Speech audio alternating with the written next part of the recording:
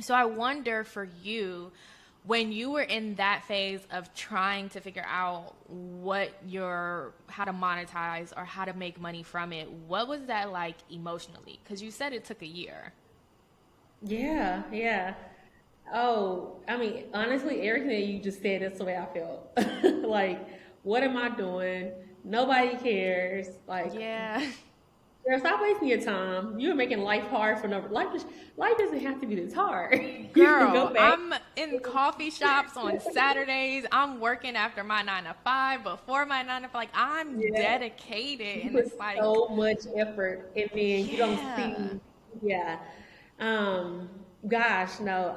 So emotionally, like it was a lot, and so I it how can I explain it? Basically, I think the where it took me at, like emotionally or mentally, I became like overly obsessed with it, and I let it like dictate like who I was as a person. And so I think once I realized you are not mogul millennial, if it does well, great. If it doesn't, great, but like you are your own person. And so I think I told myself, well, I didn't tell myself this. This is actually some advice that I got from a fellow entrepreneur, a friend that that's really close to me. He had told me, he was like, "Hey, I'm building a business right now. We're just now doing well." And I think for them, it took them like 4 or 5 years to actually get to the point where they were doing like well. And I'm not gonna say well, decent. They were able to pay their bills. But he had told me one thing that he had started to focus on, and this is what I did, and maybe you should too. But um, I focused on, okay, well, within the company that I'm building, how can I get, or how can I, what I'm trying to say, how can I get skills or learn skills through this and real experience that I can apply to a different career if I decided that Mocha Millennial wouldn't work. And so I think even though I felt beat up every day, that made me, it kind of helped it go away because I knew that, okay, well, it may not work for Mocha Millennial, but maybe it can work for freaking Samsung if I decide to go apply for Samsung one day. But yeah, just kind of focus on like, I don't know if it's like the bigger picture or what, but you know, if this didn't work out, then on my resume I can still show, well, hey, I did this, right? I may not have, grown $1 million or $1 billion brand, but by myself, I brought in this amount of revenue. By myself, I did this. And I told Yeah. myself, you can't tell me that wouldn't be compelling for any employer if I needed to Yeah. go, I wanted to go that route again. But yeah, but I think one of the ways you get past it is, and it's gonna be hard, but figuring out, okay, well, what can be a bigger end goal for you, and not necessarily for the business, but you have to be selfish because you're the most important one. It's not the business, and then not neglecting yourself as well, and so still making time to do things that Yeah. you need to do. Yeah, agreed. It's funny because that saying of you can always, if this doesn't work out, here's what you can do instead. Like it's never for nothing. Yeah, no, But it's that thought also reminded me that like I could stop this at any time. Like I yeah, can, and quote unquote, like give up and just count my losses and be like, you know what, the colors of her success just wasn't it, and it's no, okay. But there is something in my spirit that is like, don't.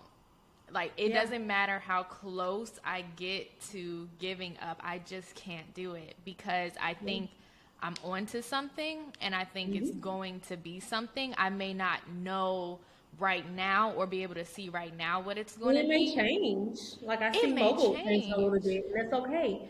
And a lot Yeah. of companies they change and they pivot, and we don't even realize it today because they're either a different name or they were so small back then that no one just knew. And I've learned that from interviewing other entrepreneurs when I do like really deep dives on them. I'm like, hold on, wait a minute. This company wasn't this company. It was actually this. But you know about it now because they figured out what worked best for them, and then they like honed in on it and then grew. Mailchimp is Yeah. one of my favorite examples of that.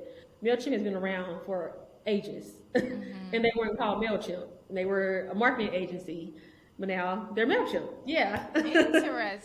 Yeah, Interesting. but yeah, so people and for you and for me, like, it may take a while, but it's normal. Like, I think it should take a while. It Yeah. happens to everyone.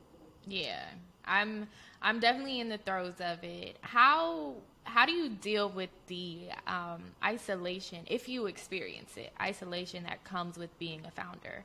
Because I'm sure your days look different, right? You work a lot. You're behind your laptop a lot. You know, you may be writing a lot or planning a Yeah. lot. How do you, um, yeah, how do you deal with the isolation?